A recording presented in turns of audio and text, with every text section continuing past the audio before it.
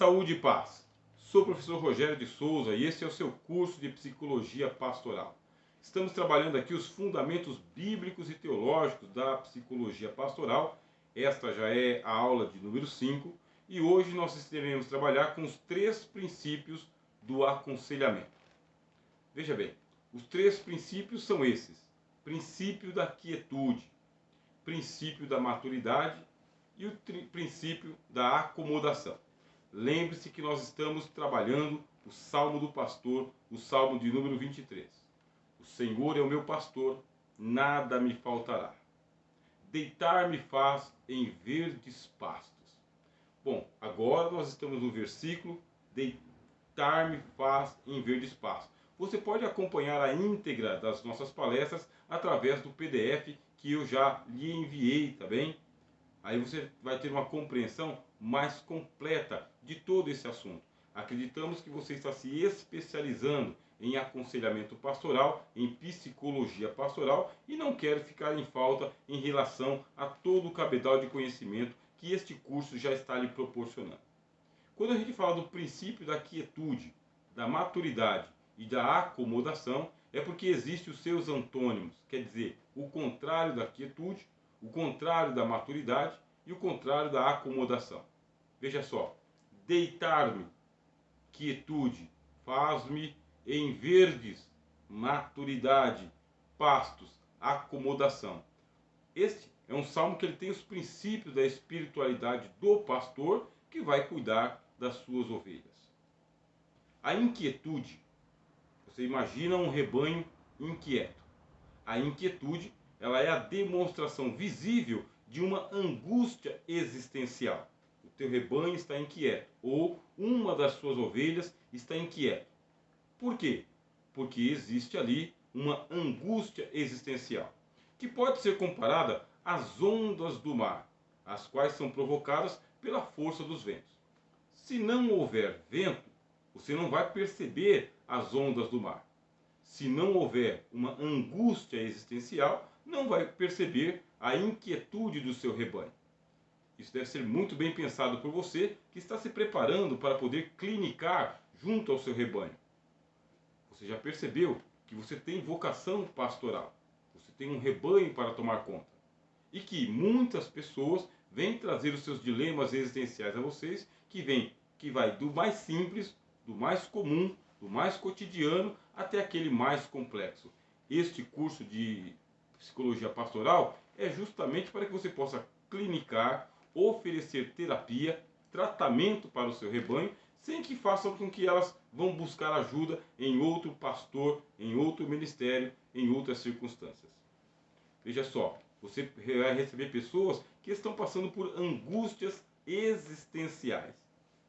Bom, de acordo com o dicionário de psicologia de Mesquita e Duarte, o que vem a ser a angústia?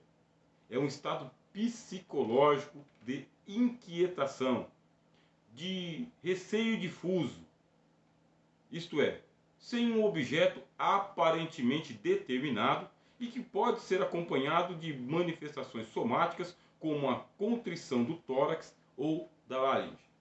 Vamos lá, você é um pastor observador, você é uma pastora observadora. Nós vamos falar bastante sobre isso aqui, porque a observação ela é fundamental para aquele que está tomando conta do seu rebanho. Você está numa posição privilegiada. O seu pastor, o seu púlpito está alteado em relação à nave da igreja. 1 ou 2 degraus, você está pelo menos 50 a 60 centímetros acima da nave da igreja. Você tem uma visão panorâmica de todas as pessoas que entram e saem do salão onde você pastoreia ou então da sua catedral. Estou falando aqui do mínimo até o máximo. Você já está numa posição privilegiada e precisa ser um observador de todo o seu rebanho, da dinâmica que está acontecendo dentro da sua congregação. E lógico que eu estou me restringindo aqui ao ambiente físico, porque o teu rebanho ele extrapola as fronteiras das portas e dos portões da sua igreja, do monumento e do patrimônio. Mas vamos lá, vamos usar aqui a restrição do ambiente. Você precisa ser um pastor observador. Aqui ainda, no nosso curso de Psicologia Pastoral, nós vamos falar sobre a linguagem corporal, a expressão fisionômica das pessoas, o timbre de voz, a mania que elas têm de olhar diretamente para você ou indiretamente, linguagem corporal.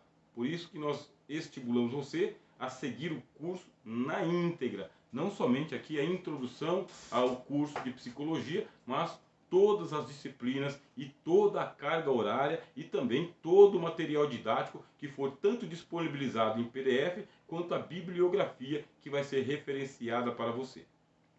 Muito bem, você está observando o seu rebanho. Existe aqui no dicionário de psicologia duas expressões corporais que vão demonstrar para você de que uma pessoa está angustiada. E é por isso que ela fica inquieta. Fala-se da contrição do tórax. Quer dizer, a pessoa, quando ela não está passando por essa angústia existencial, ela vai estar em posição de relaxamento. Ela vai estar descontraída. Você observa aquela pessoa que na igreja ela é bastante descontraída e extrovertida. Seja no momento que ela chega no culto, que ela chega para as reuniões, mesmo na oração. Ela vai mostrando e demonstrando para você de que as coisas estão indo de vento em popa. As coisas estão bem para ela. Se tem alguma anomalia, se tem algum incômodo, aí ela começa a se contrair. Isto é, a maneira de ela andar, a maneira de ela cumprimentar as pessoas, já vai demonstrando que tem algum desconforto existencial com ela. Quanto maior for esse desconforto, maior a contração muscular, maior rigidez, a compostura, mexer-se pouco. Isso aqui é algo que é altamente estudado na psicologia comportamental. Precisa tomar essas notas aí, tá bom, pastor e pastora? Observa o seu rebanho, observa as suas ovelhas, desde as crianças, os adolescentes, as jovens, os irmãos que compõem aí o ministério, tá bem? O púlpito, presbíteros, evangelistas e também as pessoas. Não quero que você se torne aí um investigador das intimidades alheias. Não é isso que o nosso curso está orientando você a fazer. Você vai ser um observador ou uma observadora natural. As pessoas têm um comportamento mais ou menos linear. Elas vão aprendendo como se comportar em público.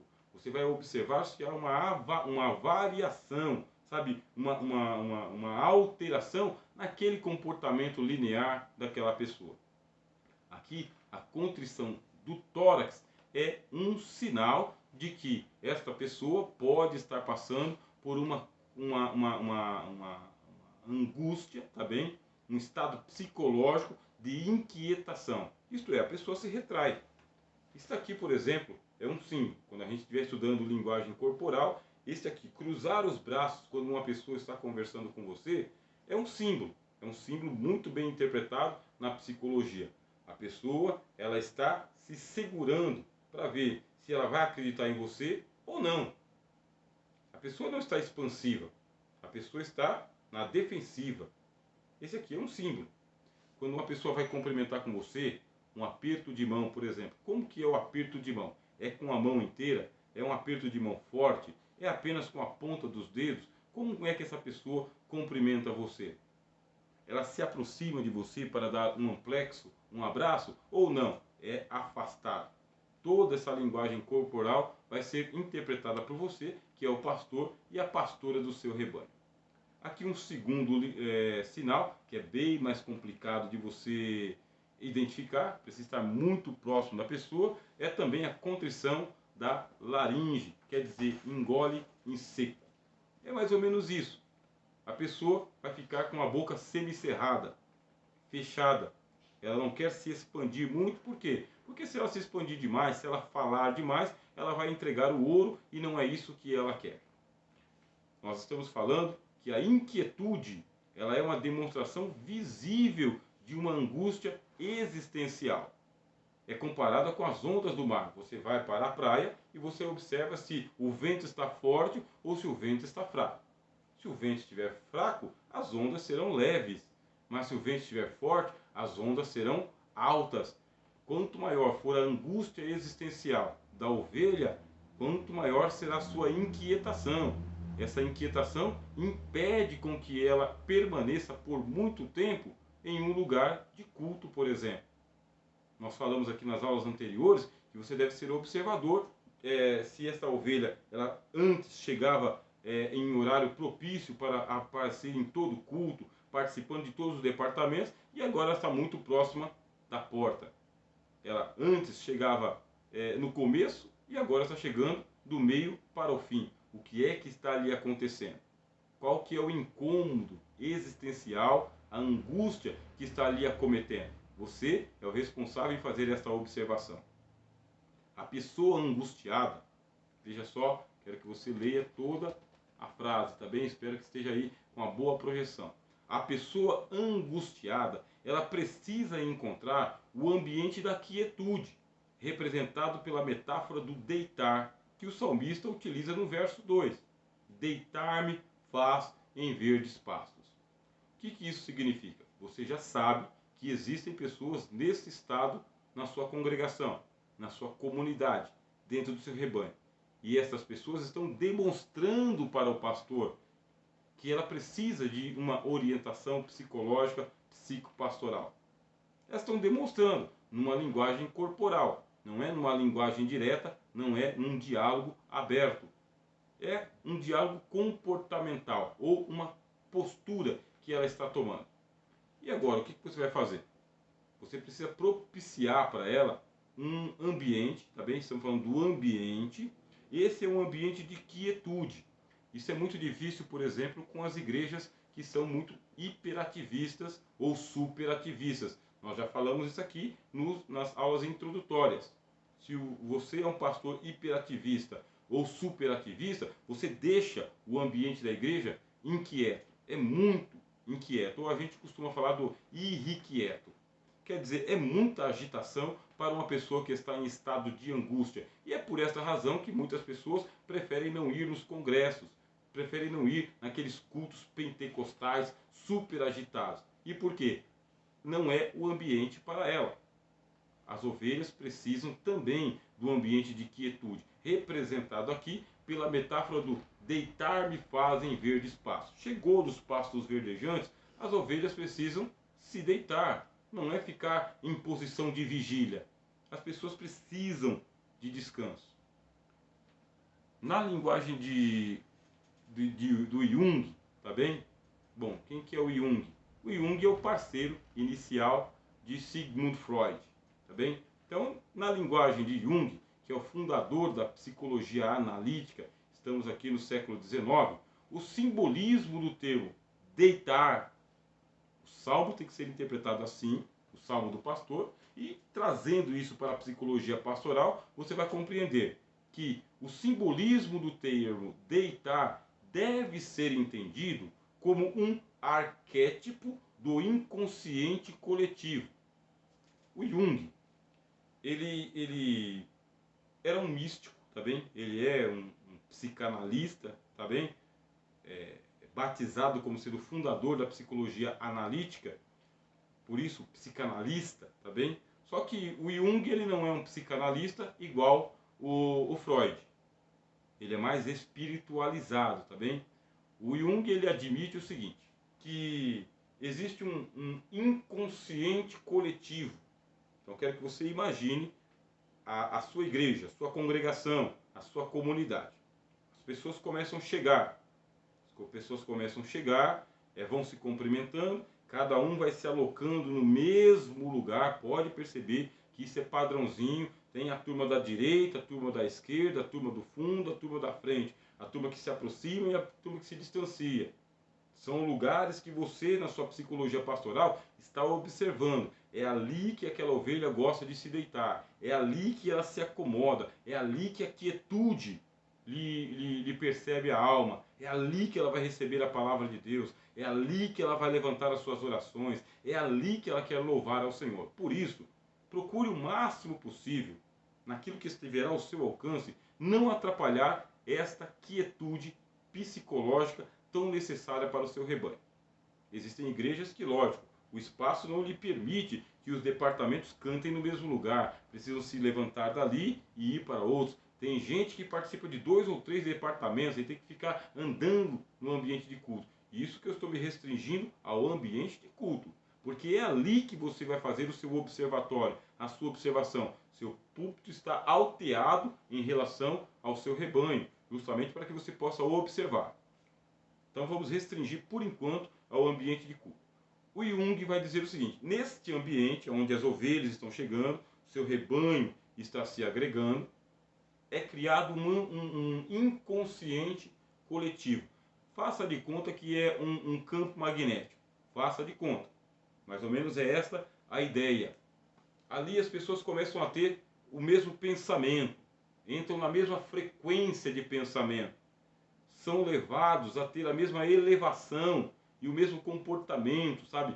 Então isso cria em cima da igreja um inconsciente coletivo. Está todo mundo torcendo para que a palavra de Deus seja pregada, todo mundo está torcendo para que o louvor seja agradável, todo mundo está torcendo para que um profeta revele o oculto e o escondido. Enfim, existem aí denominações de igrejas e comportamentos mais diversos.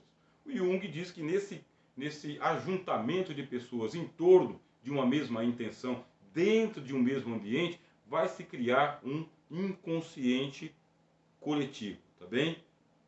Compreendeu? Estou gesticulando para poder exemplificar para você aquilo que está sendo ensinado aqui.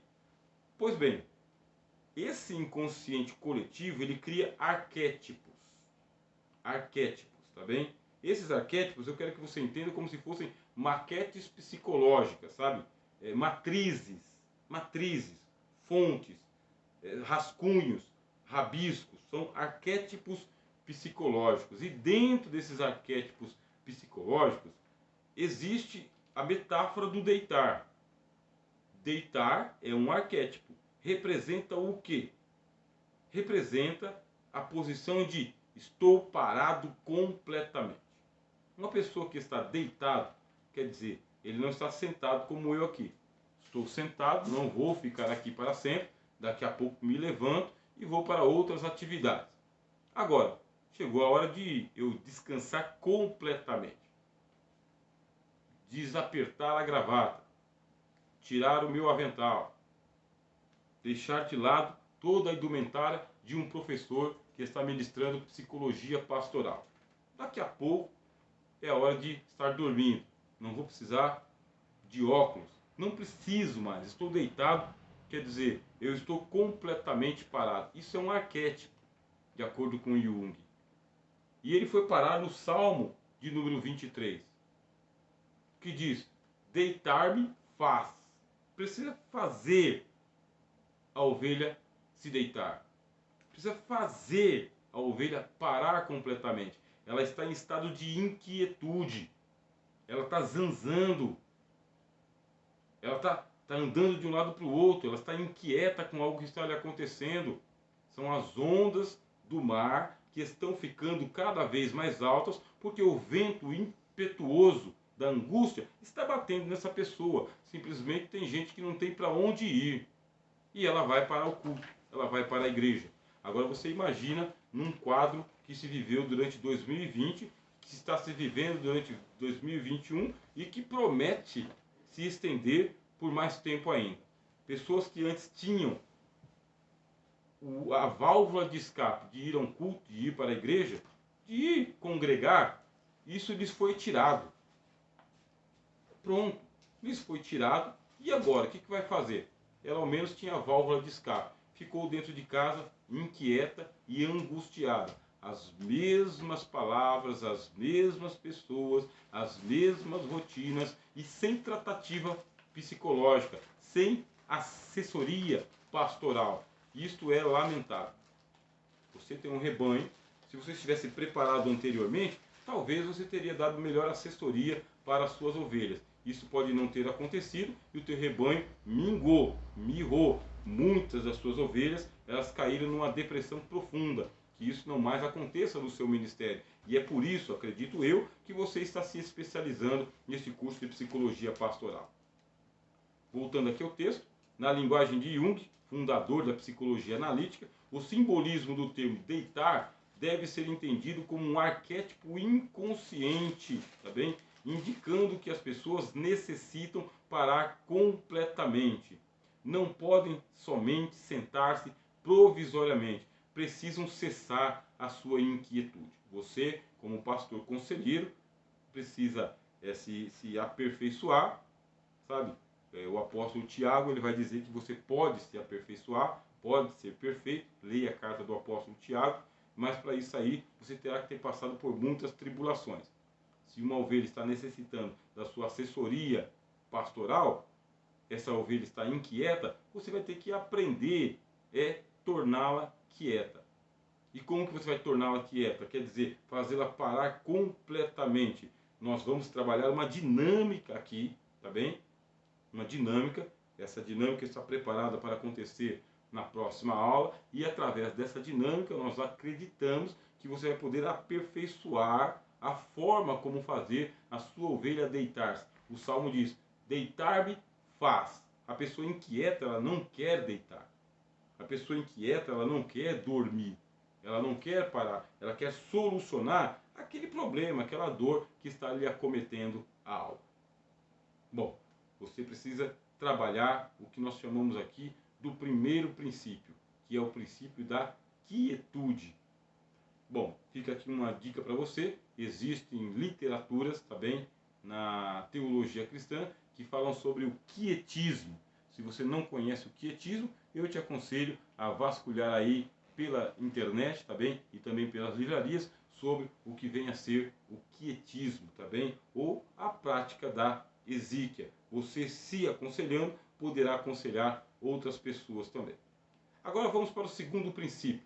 O segundo princípio é o da maturidade.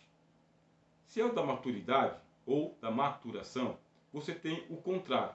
E qual que é o contrário? Seria a prematuridade. A prematuridade, ela é demonstrada por atitudes precoces, isto é, ações pouco refletidas e temerárias. Existencialmente, a precocidade é um estado de ansiedade. Você vê que uma coisa está ligada com a outra. A prematuridade, ela é demonstrada por atitudes precoces. A pessoa está em estado de pressa. E aí a gente vai chamar esse estado de pressa por um termo psicológico, que é o estado de ansiedade. Estado de ansiedade é uma angústia, tá bem? E uma preocupação exagerada. Neste caso, fala-se de neurose de ansiedade. Então, a angústia, ela é uma preocupação exagerada, tá bem? Geralmente, sem objeto definido. A pessoa está em ansiedade, mas ela não sabe exatamente por que ela está ansiosa assim. Aí, novamente, você é um observador e uma observadora de rebanho e percebe o estado de ansiedade das pessoas e de inquietude.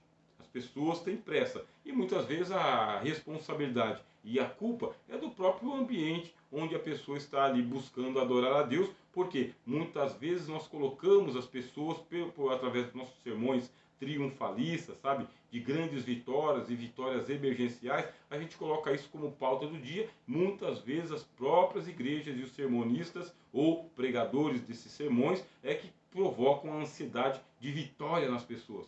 Muito cuidado, pastor e pastora. Você precisa equilibrar aí os temas dos seus sermões. Existe uma vastidão de tema nas escrituras para você poder estar pregando a palavra de Deus e, inclusive, aqueles que vão falar sobre a melancolia e a necessidade de ficar em estado de repouso, de espera, de quietude. Bom, estado de ansiedade, essa angústia e de preocupação exageradas. Nesse caso, fala-se de neurose de ansiedade, geralmente sem objeto definido. Isto é, uma pesquisa coloca a seguinte estatística, de que 90% das grandes preocupações que nós temos jamais se concretizam. Algumas pessoas sofrem por antecipação de monstros que não existem, ou de tragédias que não acontecem, de fatalidades que elas não se concretizam, Você, como pastor e pastora, já vai trabalhando isso aí nos temas dos seus sermões para desmistificar aquela consciência trágica que muitas vezes as pessoas têm com medo de algo que jamais lhes acontecerá. A ansiedade, tá bem? A ansiedade, ela está, no entanto, ligada ao medo, tensão, e pode apresentar sintomas como dispneia e taquicardia. O coração é afetado pelo estado de ansiedade. Quer dizer que ele sofre de uma aceleração e desaceleração em descompasso, justamente por causa desse estado de ansiedade. O pastor do Salmo, meus irmãos, do Salmo 23, ele faz as suas ovelhas deitar-se em verdes pastos. Isto é, a ramagem está no ponto de maturação ideal ao seu rebanho. O pastor conselheiro deve trabalhar com o fator tempo, como um aliado da existencialidade humana, recomendando terapias que levem o ansioso a desacelerar a sua rotina. Conselho número 1 que eu vou dar para você, pastor e pastora, é que você trabalhe a questão da ansiedade nos seus sermões. Isto é, mostrando que o próprio Deus, ele trabalha, mas ele trabalha no 6x1. E não trabalha o dia todo, ele vai fazendo uma obra por dia, uma obra de cada vez. O Senhor Jesus, ele trabalhou muito a questão da ansiedade. Você tem muitos sermões do Senhor Jesus desacelerando a vida, para que as pessoas não fiquem precipitadas e ansiosas, disse o Senhor Jesus. Qual de vós, com todas as suas preocupações, consegue acrescentar 1 hora ao curso da vida? Aí ele fala para as pessoas olharem para o lírio e para os pássaros, meus irmãos, dizendo que tanto os lírios quanto os pássaros estão sendo cuidados pelo mesmo Deus. E que Salomão, em toda a sua excentricidade, não conseguiu se vestir como os lírios do campo. Existem muitos temas na palavra de Deus que vão ajudar você pastoralmente a desacelerar as ansiedades do seu rebanho. Por isso, se você consegue resolver, tá bem, a questão do estado de ansiedade já no público, já na pregação, já nos sermões, isso significa que você vai diminuir bastante, tá bem, a frequência das pessoas ao seu gabinete pastoral. Agora, se você costuma colocar as pessoas em polvorosa na sua igreja, com grandes ansiedades, porque tem que conquistar o mundo, tem que velejar por todas as águas, tem que experimentar todas as árvores do jardim num dia só, se você já se responsabiliza em colocar o seu rebanho em estado de inquietação e de ansiedade, quer dizer que você precisa ser tratado. E para ser tratado, precisa de uma boa literatura evangélica, uma boa literatura teológica, começando pelas escrituras e de bons cursos também, sem falar da companhia de pessoas mais quietas, tá bem? Um livro que eu poderia recomendar para você na área pastoral seria Temperamentos Transformados, do Tim LaHaye. Esse livro, Temperamentos Transformados, ele vai trabalhar a questão dos 4 temperamentos, que eu também vou trazer aqui para vocês no curso de Psicologia Pastoral. Esses 4 temperamentos, de acordo com o Tim LaHaye, não é ele quem trabalha, não é ele o autor, o originador da teoria dos 4 temperamentos, mas ele trabalha os 4 temperamentos e ele vai apresentar as figuras de Abraão, por exemplo, como sendo uma personagem fleumática. Ele vai apresentar o apóstolo Paulo como sendo a figura de uma personagem colérica. Ele vai apresentar a figura do apóstolo Pedro como sendo sanguíneo. E ele vai apresentar a personagem de Moisés. Os 4 temperamentos. O Moisés seria o melancólico. O que isso significa? Significa que você está começando a perceber que o teu rebanho pode ter no mínimo 4 temperamentos. Existe um temperamento que ele é o principal, o mais forte de todos, o determinante, e existem os outros temperamentos que eles são mesclados. Como que você vai conhecer? Nós recomendamos a observação. Esta aula é para que você se torne um pastor e uma pastora observador do seu rebanho, antes de nós chegarmos na próxima aqui, que vai dizer a respeito às dinâmicas, tá bem? Nós queremos fazer uma dinâmica com você na próxima aula, para que você realmente se responsabilize pelo aconselhamento pastoral. O livro que eu acabei de recomendar, Temperamentos Transformados, de Tim LaHaye. Eu lembro que as edições antigas, ela saía pela editora Mundo Cristão. Não sei se a Mundo Cristão ainda continua com este livro, mas você fazendo uma pesquisa rápida vai encontrá-la aí com facilidade. Sou o professor Rogério de Souza e esse é seu curso de Psicologia Pastoral. É uma satisfação estar com você. Até daqui a pouco, na próxima aula.